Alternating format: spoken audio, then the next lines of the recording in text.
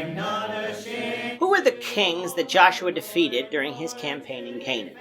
This is the question that we seek to answer today as we continue our verse-by-verse study of the book of Joshua on Walking Through the Bible. The glory of his cross. Today we're going to be discussing Joshua 12, verses 7 to 24, but before we do that, let's read the passage.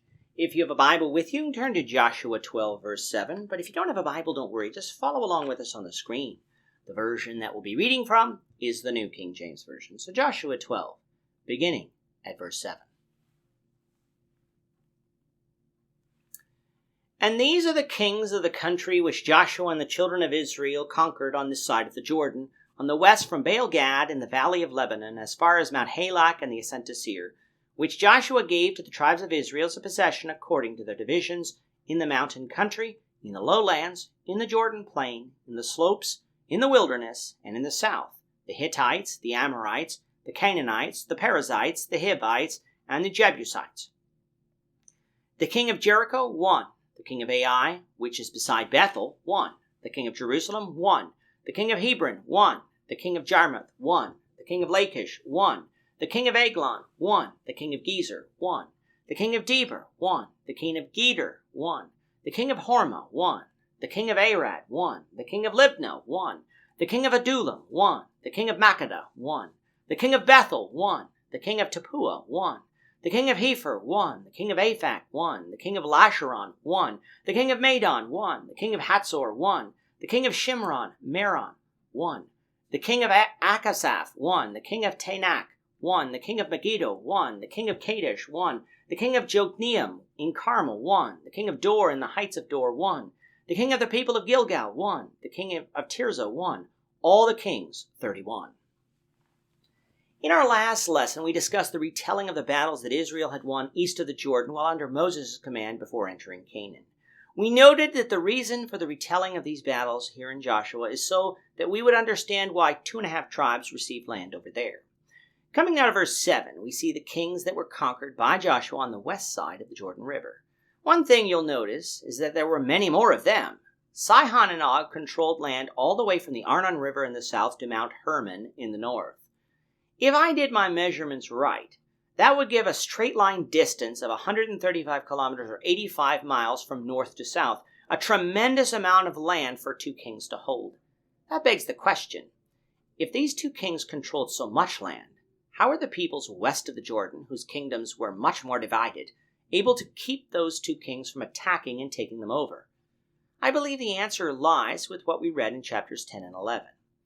Who was the king who took the lead in the battle of the Gibeonites and Israel in chapter 10? It was the king of Jerusalem. Who was the king who took the lead in battling Israel in chapter 11? It was the king of Hatzor. Thus, it appeared that the king of Jerusalem and the king of Hatzor each were the head of a confederacy with smaller kingdoms in their area, with the king of Jerusalem being the head of the confederacy in southern Canaan, while the king of Hatzor being the head of the confederacy in northern Canaan. Thus, while these smaller kings maintained their independence, they were tributary to these 2 larger kings. This would explain why these two kings were able to organize a resistance army without too much difficulty. This conclusion is supported, though, by the text in Joshua 11, verse 10, which says that Hatzor was there described as formerly the head of all those kingdoms. A third confederacy in the region could have also existed among the cities of the Philistines, and as such, all 3 would pose a check on any advances that Sihon or Og may have wanted to accomplish. As far as the kings that Joshua conquered, many of the 31 names listed are the ones that we met before in chapters 10 and 11. A few of the names were not covered, but would have been battles that either ensued during Joshua's southern campaign or northern campaign. That we don't know exactly when these kings were defeated does not diminish the fact that we can trust that they were, for Scripture does not always give us all of the details. In total, what verses 7 to 24 is showing us is that Israel dominated the region from the south of Canaan to the Negev, all the way to the north of Canaan to Mount Hermon. This is a vast territory, but one that was promised to Abraham, Isaac, and Jacob all the way back in Genesis. That Israel controlled it shows us that God keeps his promises. It is this land that we will be seeing divided up by tribe in the coming chapters. Now we must note before closing that just because a king was defeated by Joshua here in Joshua 12 doesn't necessarily mean that Israel utterly destroyed all the peoples of those cities. For recall from chapter 11, verse 12, that we said that when Joshua is recorded to have utterly destroyed all the people of it with the sword, that it was the kings mentioned in that narrative. In chapter 12, we have additional kings mentioned that were not mentioned in chapter 11. So when we add some details that we'll see later on in Joshua, knowing this will help explain how Joshua is said to have defeated these kings, yet some of these peoples under those kings remained alive and would become a thorn in the side of Israel moving forward. With that, our time is up for today.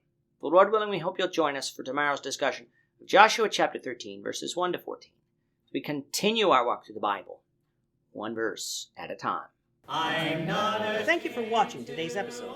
We hope that you found it edifying and ask that you not only subscribe to our channel and podcast, but that you like and share this episode among your friends so that the saving gospel of Jesus Christ can go out to the whole world.